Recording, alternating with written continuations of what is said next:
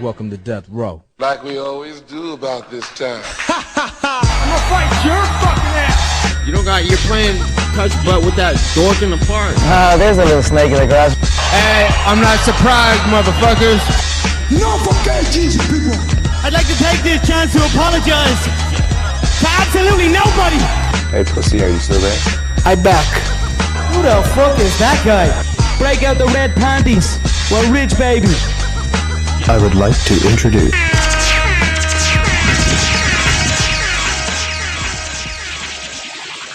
Welcome to the MMAforMoney show, episode 4. I am your favorite garbage man, Bob Voss at MMA State of Mind, here with my co-host, Michael Copenhaver at Don't Cope, Just Win. Mike, how you doing? I'm doing okay, man. Just got a little cold, so just pushing through. Yeah, me and Mike are both dealing with a little bit of sickness, so if you notice something a little odd in the voices, that's what's going on. Don't worry, we're not dying, we're just powering through.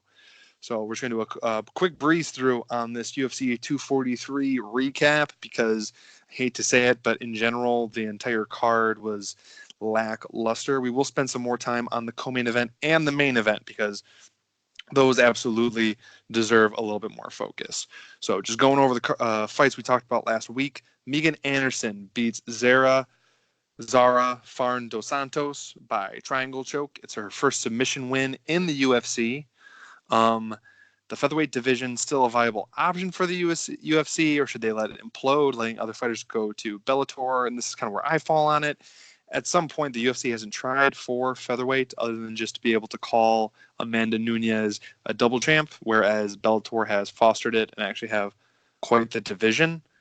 I think Anderson is still lacking tremendously and even got some hands laid on her a little bit before she eventually found the choke here.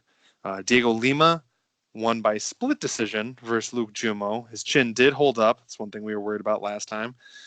But Lima is attempting to overturn the decision with the commission from a split to a unanimous decision, which I don't think I have ever heard before. And honestly, I'm a little confused because once you start asking them to overturn decision, one, they probably won't. And two, even if they did, you don't want to risk them siding with the one judge that gave it to Jumo, and then all of a sudden you have a lost fight. Tai Tuivasa lost by submission. I borderline think he should be cut after this if he wasn't young and had that Australian fan base, which is growing right now, given the likes of Robert Whittaker and Israel Adesanya, based that whole oceanic area. He basically got ragdolled by a much smaller heavyweight after the first minute of the fight. I guess there's not really much to say there. Otherwise, he needs to maybe find a new camp or something. I'm not sure. But needless to say, borderline the Tuivasa experiment should be scrapped. Now, Mike, of these three fights, before we go into the co-main event and the main event, any additional news and notes? Anything you want to add to it, or should we just go right into the actual big fights? Tai Tuivasa is a major disappointment in my eyes. I thought he had a little bigger upside and thought he could easily beat up Spivak, but I guess not. Well, and it was crazy because the sheer size difference was kind of staggering to me. I mean, I knew he was going to be bigger, but I guess just being bigger isn't going to make you better because he looks worse to me now than he did earlier in his UFC fights. I think this is his third loss in a row, and yeah, I'm not sure where they're going to go with him after this. Now the co-main event was a great fight. Now, actually, before we even get into this, because we actually had a bet in the co-main event and the main event, so we're never going to hide from losses on a card or anything like that. We lost both of our bets. We had one bet on Ally Quinta, had some pretty good plus money, and a bet on Robert Whittaker to win 1 unit at minus 105. So for the event, we are minus 205 units, but with our big plus money's plays and other win from the previous week, we are currently 0.9 units up over 3 shows. And if any of you were here for our first episode, you would have seen how much we should have won those 2 fights going back to UFC Mexico. But needless to say, we're on the upswing and still happy to be at plus money. So for the co-main event of UFC 243, Dan Hooker, I think I would say, fought the most composed, consistent fight I've ever seen him fight. he's kind of a brawler, at least in any fight that I have in memory or ones I looked back on, and that's where I thought Iaquinta would thrive. He doesn't have a crazy depth in his combination game, but enough like 1-2s and stuff from Iaquinta that I thought he was going to be able to light him up. I also thought at some point he might be able to take him down. Iaquinta was just standing there for those calf kicks, and they were acting big early.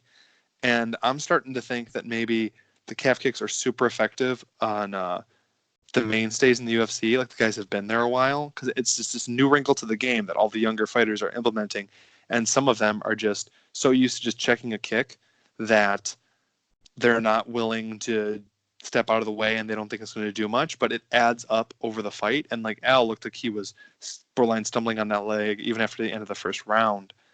I was super shocked at how much bigger Hooker looked compared to Al, because Hooker used to be a 45er. So apparently he's grown into the weight class to a dramatic degree, or Al is just a small 55er.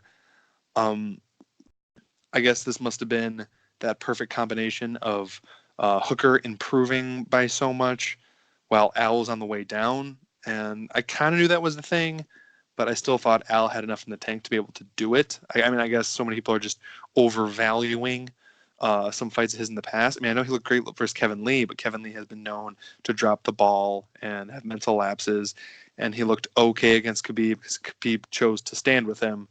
But other than that, I mean, I guess his saving grace is a split decision win over Masvidal that everyone thought he lost. So, I mean, you're the one. You had a bet in this fight, and I was with you on the side. I thought plus money on Al was ridiculous, but I mean, I guess we were both wrong. What are your thoughts on this fight, and I guess the two fighters going forward? Well, Hooker looked really good. I was surprised with his jiu-jitsu transitions in certain situations. But then again, with the extra height and length advantage and the reach, those certain situations in jiu-jitsu really do play a factor. That's why I always tell guys, or you see guys that are like lanky, and they're newer. You always kind of like tell them like, oh, you're gonna be good once you get going, because you're get anacondas easier, guillotines, triangle chokes. It's just harder with longer people, and certain things. So Hooker was impressive in that sense, but I was more disappointed with Al Iaquinta's performance and his lack of combinations that he threw, and also the lack of wrestling that I have seen him do in the past. I'm sorry for the pick. I will never hide from a loss. It is what it is, and I just thought the veteran could beat the newer kid, and it turned out wrong. So just took a 1 unit loss, but we'll get that right back. Oh, absolutely. Now, in the main event was the middleweight title unification bout between Robert Whittaker and Israel Adesanya. I'm going to try my best to pronounce that right. Apparently, everyone got corrected and has been pronouncing it wrong, or I'll just stick with Izzy. Either or. Now, Whittaker was headhunting versus a counter striker, and I understand why he did it, because that's basically what Kelvin Gastelum did, and had such success with. The problem is Gastelum was willing to take the punishment, and Whittaker was too, but every time he would wing, and don't get me wrong, there were 2 or 3 shots that Whittaker threw that missed by an inch. And there was some serious power behind those. And if those would have landed, it may be a different fight. I'm not saying it would be, because I'm not going to try to make up for the fact that I bet on Whittaker, because Adesanya looked amazing. But a few of those could have landed, and it would have been crazy. Now, the dropping and the knocking of Whittaker out, they were just little shots from Adesanya, but he caught Whittaker coming in so often that most of the power was just from Whittaker exploding in, which is obviously very impressive and what a counter striker does. I don't know if Gastelum had a better outcome. I mean, I know he still lost, but a better outcome because he is southpaw and Whittaker isn't. So does that come from those odd angles? But I don't know. So same thing. I'm not gonna hide from a loss, but I really thought Whittaker was going to do it. And honestly, in the future, depending on odds, I may put money on him again if he could actually get like 1 or 2 fights in without getting injured. I do think coming off that huge layoff and only fighting like killers before that and getting crazy damage and then getting injured and this like self-perpetuating cycle he was in. I would like to see him get a few fights and wouldn't mind a rematch in the future, granted he shows something. Now, Adesanya got a lot of credit for this very elaborate walkout that he did. It was actually a dance he did with, from what I've heard, his childhood friends from growing up in the area. He brought them out there. They did a dance together. And this is one of the few times it went well. Not saying it can't go well, but the fact that he won, because if he would have all that and lost, he would have been meme fodder forever. So what's your thoughts on his walkout, his dance with his buddies? It's creative. I'm glad that he had fun and had that much confidence in himself. I'm a little disappointed in myself, just in the sense of I think when we went back to our old podcast when we discussed the future fight, as in Whitaker and versus Adesanya, I kind of liked Adesanya, and so I didn't even favor my own pick. But it is what it is. Like I said, we lost we lost the bet. It's cool that his childhood friends were with him, because I hate when people end up making it and then they forget about the people they loved. The reason why the dance went good then is because those guys have been practicing it probably since they were young, and so it's pretty cool. I think with that big Chinese Asian following that he has, I'm not sure if it was a Dragon Ball Z thing that he did, but it was definitely some kind of Asian animation inspired thing. So I think that's a really smart play for the UFC's part. No, I completely agree. Now, I mean, I know that the fight only lasted about 6 or 7 minutes, especially you could almost argue that it ended in 5 with how he dropped Whitaker in the first, especially if he had another 10 seconds to do some follow-up shots. But what's your thoughts on Adesanya's performance and, I guess, Whitaker's game plan? Well, Whitaker, I thought should have wrestled a lot more and not been so wild, and so I think that really played into Adesanya's counter striking, because he is such a just efficient striker. So I didn't like Whitaker's game plan at all. I don't really feel like you and I got the bet that we deserved, in the sense of I was expecting a whole different fighter than what we saw that day. I don't know if he was emotionally invested deeper than we knew, but he just that wasn't the champion Bobby Knuckles Whitaker that we've seen go to war. And then Adesanya, his performance, man, his striking defense is really good, man. And for as long as he is, he leans back really well and defends himself phenomenally. So I just he's good, man. Oh, very good. I think I even underestimated how good he was. Now, they've pretty much said, it's not 100% official, that Adesanya is going to face Paulo Costa next. Now, Paulo Costa is a buzzsaw. He puts a lot of power on you. Will he be able to last 5 rounds of cardio? I don't know. Although he looked the best cardio-wise in his last fight versus Yoel Romero that he probably ever has. Now, one thing Adesanya does do, and he did it phenomenally to versus Whitaker, was the leaning back just out of shots, and he did that very well. But Costa also punishes the body, and although Izzy backs away from the headshots, he leaves his body exposed. So I'd be curious to see how that works out. I mean, I would still favor Adesanya pretty big, but I think if you can get a really good dirty boxer, someone that's going to throw a lot of body shots on Adesanya, I think they would have a better chance. What's your thoughts on that matchup? Although it's not official, but it's looking like that's what's happening next. I don't think Costa has the gas tank, like you said, to go 5 so that's a problem. Those body shots, the first round would be just unreal to watch. So I want to see that for sure. I'd favor Adesanya though to win that fight. I think his striking defense is too good, and we haven't really seen his full potential. I feel like this happens a lot in the UFC. We get some rising stars, and we know they're good, but they never really get to fight enough or long enough to see their full potential. And so people said that Adesanya had no power, but I never really believed that.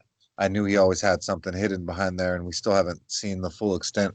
He's also still a young man, and he's super skinny. He's still going to fill out, and I think I, I I don't know about beating John Jones, but dude, that's going to be a fight. Well, that one, like you said, it depends. I mean, Adesanya's 28, I believe. John's 30 or 31. So it's a very well possibility in 2 or 3 years, Adesanya puts on a little bit of weight just naturally by aging and working out and all that kind of stuff. I mean, it could be closer. I mean, yes, that all depends if John has moved on to heavyweight or not. But it's interesting. I do think it's odd that John Jones is entertaining so much the fight with a middleweight when he has teased heavyweight for so long and has kind of, to a certain degree, poo-pooed it a little bit, and then he's going to wait to do it, and he just wants to defend at 205. So, yeah, I'm not sure. Who do you think Whitaker should fight next for a comeback fight? Let's just say, I mean, I know the UFC doesn't necessarily do them, but, not necessarily a give me fight, but a fight just to get him back on the right track. Somewhat competitive, but, so I guess someone probably in the top 10, but definitely not top 3. Gastelum and Whitaker have not fought, correct? Correct. They were supposed to. I would like to see. Yeah, go ahead. I would like to see them go at it.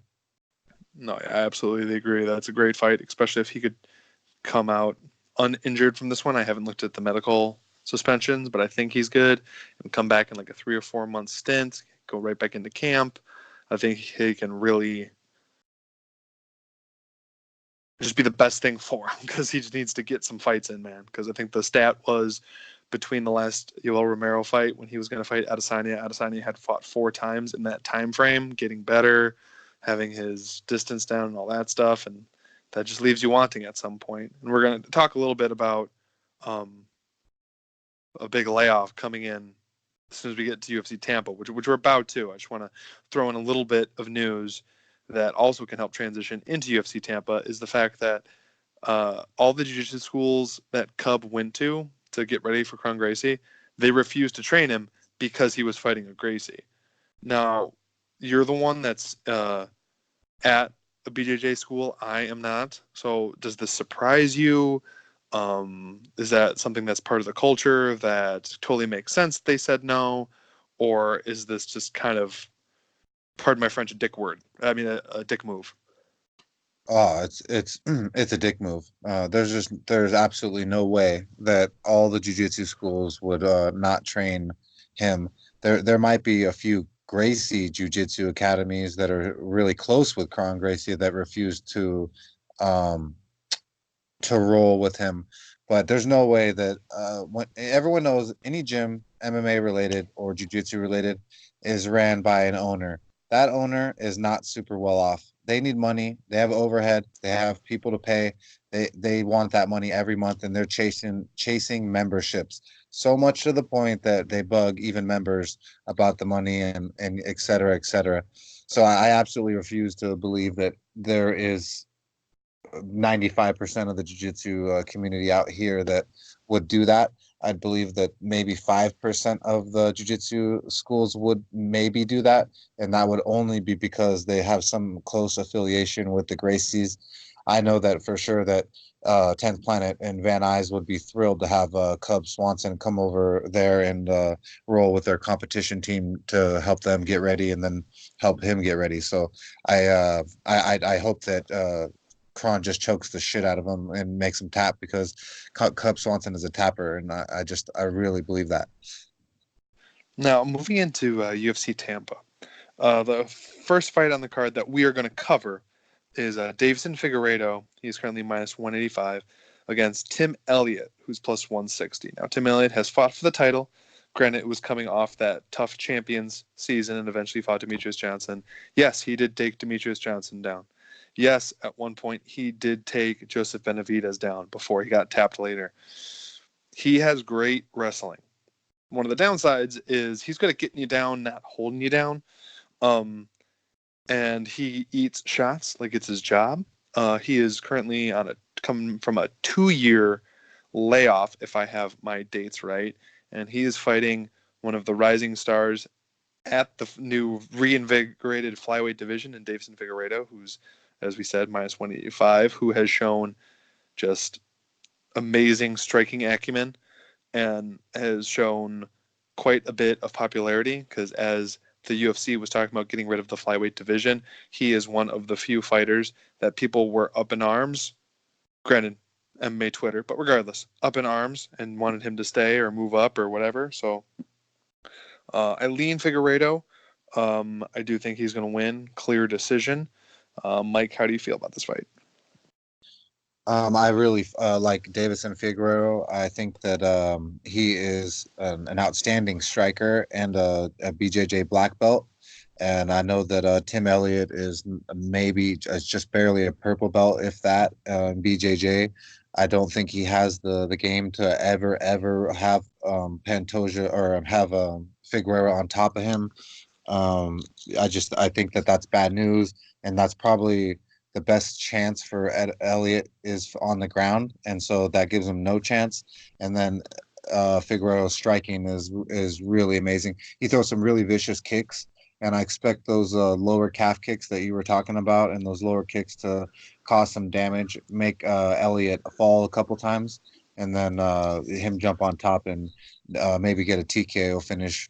I think that the Figueroa is the more dominant, superior fighter, and he should win for sure the decision at worst. So I'm gonna be betting him as my pick this week. I think his money line right now is negative 185 if I'm not mistaken. So Yep. I'm going to put 1.85 units to win 1 unit on him to get our money. Well, and that's interesting you bring up the kicks. I guess I never realized how good his kicks are, but that's perfect because if I remember right, Tim Elliott, the reason he was off was because of a knee issue. So that'll be perfect. So that goes even more towards your pick. Now, the next fight we're going to cover is Ryan Spann. Yes, the guy with the Superman tattoo on his chest versus Devin Clark. Ryan Spann is currently minus 140. Devin Clark plus 120. You may remember Clark because on the old podcast at one point we did bet Darko versus Devin Clark, and Devin Clark got the decision. Looking for a little bit of payback here. Spann is coming off a KO over Little Nog in round one. One just little interesting tidbit. Obviously, MMA math does not work, but both of these men have fought Alex Nicholas, who is currently in a PFL heavyweight standout, but back when he was at light heavyweight, Ryan Spann knocked him out in a round, and Alex Nicholas knocked out Devin Clark in a round. So it's a tale of two first rounds going dramatically different ways. Now, my bet for this card, my pick is Ryan Spann at the minus 140 to win 1 unit. I actually think he is going to finish Devin Clark, but the prop money on by KO is minus 130, so you're not really getting much there. Actually, in the distance is minus 110, so if you really like him to get the finish, go with in the distance, do not go by KO. For whatever reason, those lines are skewed a little bit, and you're actually getting 20 cents back on you in the distance. I just think Spann is long and tall. He's 6'5", has a great reach, and I just think he's going to catch Devin Clark coming in. Don't be scared. If Devin Clark takes him down, he likely will at one point in the first, second round, maybe even both. But at some point, Ryan Spann's going to find that chin. He's going to lay him out. And normally this goes against a rule I have about betting on guys with Superman tattoos. But you know what? Ryan Spann's going to take him out, and I can't wait to watch it. Mike, how do you feel about this fight? I agree with you 100% on this matchup. Ryan Spann is super long and rangy. He's 6'5" and has an 81.5-inch reach, which is 6.5 inches longer than Devin Clark. With that type of reach and that type of body, he cuts a lot more weight than Devin Clark. He's going to have a lot of power. And I believe that Devin Clark is going to eat one of those punches and end up on the ground and sleeping. So I think that this bet is just definitely a bet that I will tail for myself with you. And I believe in Ryan Spann's ability to make Devin Clark go see another place. Eyeing up this card a little bit, it's definitely going to be an exciting one because we'll talk more as we go through some of these fights. A lot of fights I see ending in a finish. Like, not going to lie, like even this next fight. James Vick is finally moving up to 170. He is currently plus 125 against Nico Price, who's minus 145. Vic is coming off some brutal KO losses and terrible weight cuts. 170-pounders are going to be hitting harder. I know he's going to have that much more water weight protecting his brain, but of all of the welterweights he could have fought, he fought Nico Price, who Vic is better at everywhere. He is. He absolutely is. He's a better boxer, kicker, probably even has a better ground game. But Price finishes people. He has some serious power, and he's going to find Vic's chin. Because even if Vic has gotten a lot better at defending his chin, and he may have, it's just going to take one. I do like that Vic's back with his original camp that seemed to help him out in Texas, where he's from. But I just see Price at some point just landing big and making Vic just collapse to the ground like a blown up building. I honestly thought that Vic was going to be the favorite here, and I was going to get excited about throwing Price out there at a good price of plus some type of plus money. I thought this line was going to be at very least flipped, but apparently everyone has a similar feeling that Price is going to get the finish. Now, this is a bet that if Price can get a little bit closer to even money, I may play. I don't like the minus 145 now, but you can kind of see where the line's going, because even like this fight did not go to decision, I believe was minus 305, which it's pretty heavy odds there for a 170-pound fight. But I do think Price is going to make James Vick chicken dance, and it's going to be pretty entertaining there in Tampa, Florida. What about you, Mike? How do you feel about James Vick versus Nico Price? Vic's gonna have a major problem. He has a chin issue, and he's scared. So he's gonna be really, really, really scared when he doesn't have enough power to make Nico Price have the respect that he needs. And I just see Nico Price being able to back him up against the cage, the octagon, and just lay into him and just mollywop him against the ground. Similar to the last fight. Like, I mean, I don't like. I just see. I don't know. I feel like there's going to be a lot of finishes on this card. Okay, so the next fight is Eric Anders. He's currently minus 160 against Gerald Meerschaert at plus 140. Apparently, every time people get sour on Eric Anders, he KOs a non-ranked opponent, and everyone forgets about inactive Anders, who we experienced when we bet him against your favorite Hairboy, and he lost the decision. Anders, when he's coming forward, he's faster, he's more explosive, he has power. Whenever he's backing up or trying to strike from the outside, his output just drains so much, and he doesn't land. Meerschaert's fairly durable. I mean, he's not fantastic. I mean, he's been finished, mainly by sub, but he can definitely shock you. So I'm staying away from this fight, because after that, we got burned so bad against on Anders when he fought Theodoro. I've sworn off all Anders fights, so I have no bet or anything in that fight. And if I had to make a pick, I'm going to go with Gerald Meerschaert, because I just think Anders is probably going to fumble again. What about you, Mike? I would go with Gerald Meerschaert as well. I think he's got more experience and an overall better game. The only thing Eric Anders has is speed. Completely agree. Now, next is Violent Bob Ross, or Luis Pena. He is currently minus 160 versus Matt Frivola, plus 140. Pena just KO'd the ghost of Matt Wyman. He's fighting at 155. He tried a botch move down to 45. He should probably win this fight. I don't have a major lean on it one way or another. If it was closer to even money, I would say Pena in terms of a bet, and I guess I'll throw him out there as a pick. But honestly, I don't think much of Pena going forward in terms of the upper portion of the division or Matt Frivola right now.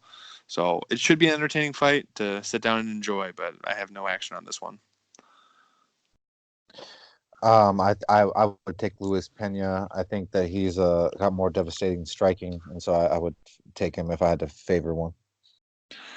Now, this next fight, I'm actually really interested to hear your opinion on, because I know that Amanda Ribas has made you some good money. She's currently plus 115 against Mackenzie Dern at minus 135. I understand why Mackenzie Dern is the favorite. In my opinion, she would have a better ground game. I guess I do not know specifically. I guess we'll find out when they fight. Dern is fighting 4 months after giving birth, which will be the fastest turnaround for a fighter in the UFC ever. Most of the women who have kids that are fighting in the UFC had them before their UFC tenure. And I believe the only one that I can think of, it was 6 or 8 months after the fact. Later on the card, Michelle Waterson, I know she went back to fighting 10 months after she gave birth. Dern is saying that as of Monday of this week, so earlier this week, she was only 4 pounds over the limit, so she was 120. Although I guess you can't believe her because this is the same woman who said that she was on weight, got sponsored by a scale company, and then missed weight by 3 pounds. So I guess we'll find out on weigh-ins if she actually does make the weight. I would say Ribas has better stand-up from what I have seen and does have competitive jiu-jitsu. To the level of Dern, I am not sure. So I don't know. If I had to make a pick, I'd probably go Dern, but I'm going to leave a more in-depth breakdown to you. Amanda Ribas is a sneaky girl. Her striking is really sharp and she's really aggressive. So I like that. You don't see it very often in the women's division. So I'll check that off her list. And then she's also a black belt in jiu-jitsu and also competes quite often. So, man, this fight, I'd have to take Amanda Ribas because of the striking, the layoff that Mackenzie Dern has had to incur, the fact that I know that my lady when she had her baby, there's so many different chemical and emotional balance, like an imbalance. So you're just kind of adjusting still. And then the fact that you're away from your baby and then weight cutting and all this other stuff when you should be breastfeeding. I don't see how this is a very good mental thing. So I think that Amanda Ribas has all the edges then. And I think that for underdog money, I would take her. In the co-main event, we're kind of in a similar situation as the last fight, to a degree, but it's going to be much more ground and jiu-jitsu focused, at least in my opinion, and from some talks we had off the air, I believe for yours as well. Cub Swanson is currently plus 130, and that's fairly substantial because when I was first making up our outline here, he was plus 155, so he's actually dipped a good amount with some money coming in on him versus Kron Gracie, who was at the time minus 175, but now minus 150. This is one of those unique situations where it's a major step up for Kron, but it's also a major step down for Swanson. Now, Swanson has definitely not looked as good as he used to. He's for sure on the tail end of his career. I mean, he's getting taken down by McGregor training partners and making wins way closer than they need to be for someone with his experience and with his technique. He is a jiu-jitsu black belt, but as Mike brought up earlier, he's been tapped out quite a few times in the UFC. He's someone that spazzes out when put into a bad position. I think the quote from him when Brian Ortega had him in a submission is it was so tight he thought he was going to die. So if Brian Ortega has a tight squeeze, you can bet Kron Gracie is going to have a tight squeeze. So before I'm gonna throw it to Mike, but I will say that we have a mutual bet on this fight that I will bring up after Mike's breakdown. Go ahead, Mike. Well, I'm gonna be a little harsh on Cub Swanson, and he's has 7 times that he's tapped out in his career, and I've told you guys before that if you see an MMA fighter or jiu-jitsu guy that is ranked as a black belt and they have tapped that many times, I just can't take them as seriously as another black belt who does not tap and goes to sleep. Kron Gracie, I don't ever see him tapping. There's no way. Kron Gracie's jiu-jitsu is 10 times better would be an understatement than Cub Swanson. And so I just believe that this is the moment for Kron Gracie to showcase Gracie Jiu-Jitsu in the octagon against another world-class opponent that everybody knows and get a submission win. I know that's gonna happen, and that's why we're gonna bet that.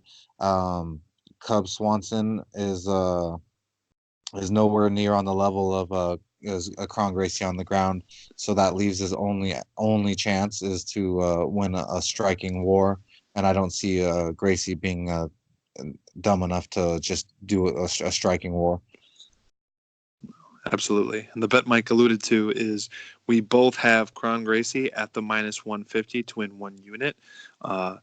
So this is one of those, I guess not rare occasions, but as we said, we will at very least have one pick and bet per fight card, especially if we both agree on it. But you, in a situation like this, you're lucky enough that you got 3 bets on this card. We'll go over those after we go over the main event. But even the main event itself has had a little bit of controversy around it. Earlier this week, on Wednesday, it came out that Joanna's camp had contacted Michelle Waterson's camp and was trying to see if they would fight at a catchweight. She had said that she's not going to be able to make 115 or 116, I guess, being the limit, and was trying to see if Michelle Waterson would fight at a catchweight. Waterson vehemently denied it, and then the UFC was giving other options out there for Waterson, none of which too good. But at some point, Waterson realizes this is her golden ticket. If she wins this, she's going to get a title shot. After it's gone back and forth a little bit and a good training session that morning, apparently Joanna said that she's going to go and try to make the weight, and they're more confident that she will, which is interesting. I honestly don't necessarily think the weight thing is going to be too much of an issue. She may miss it, and let's say weigh 117, 118, she'll give 20% of her purse. Waterson will accept. Otherwise, if she doesn't, the UFC will likely blackball her. So she's going to take it. But because of the controversy around it, the price has actually dipped. Originally, at the typing of this outline earlier in the week, Joanna was a minus 370 favorite. Michelle Waterson was plus 310. That has dipped on both sides. Now Joanna is minus 335 and Waterson is plus 275. Now it's a decent dip. It's getting Joanna close to parlay range. For any of you people listening to this, that is your style of betting, doing parlays. I do think she is a good parlay piece, provided the fight happens, and I think it will. Waterson is the smallest strawweight on the UFC roster. She was an atomweight champion in Invicta before she came over, and honestly, that's the weight she should probably still fight at. Joanna has fought at 115, can barely make it, has fought at 125. She's borderline in betweener, which is weird, but like if there was a 120-pound class, that probably would be where she would be at. And not that she's small for 125, but Valentina is still substantially bigger than her and stronger than her, but that also might be because Valentina, for so much of her career, fought at 135. Now, Waterson, I would say, has a more varied striking, especially with her kicks, but Joanna's output is insane, and this is a 5-round fight. I just think that Joanna is going to borderline set a all-time output record for WMA all over Waterson's face, similar to what she did in one of her early defenses, maybe even get a broken nose or something like that in there. I do think Joanna is on the downslide of her career. I don't think she's good as she has been in the past, but I think even the state that she's in, she should just coast past Michelle Waterson to a clear decision. Obviously, it's a steep price. I'd be interested in the points handicap because I do think it's going to be a clear decision for her, possibly a late finish, like after Waterson gets a little bit battered. I guess that's my take on the fight. Mike, you got anything specific you want to bring up for this Joanna versus Waterson UFC Tampa main event? I still don't think that the line is right. I don't think Joanna should be favored that much. I don't know. I don't know, man. I don't even know how this is a main event. Is this the main event for real? Yeah, the main event for real. But this is what happens when you have like a few stacked pay-per-views in the future. Dude. And you kind of just are scrounging for people that have somewhat of names. And obviously, Joanna's a former champion, and Waterson is popular-ish. But even that, they're not popular in Tampa. Man, I don't know, man. This is crazy, dude. I can't believe we're discussing this as the main event. Joanna should win, right? That's what should happen. Like Yeah, oh it's shit, she should absolutely. I agree.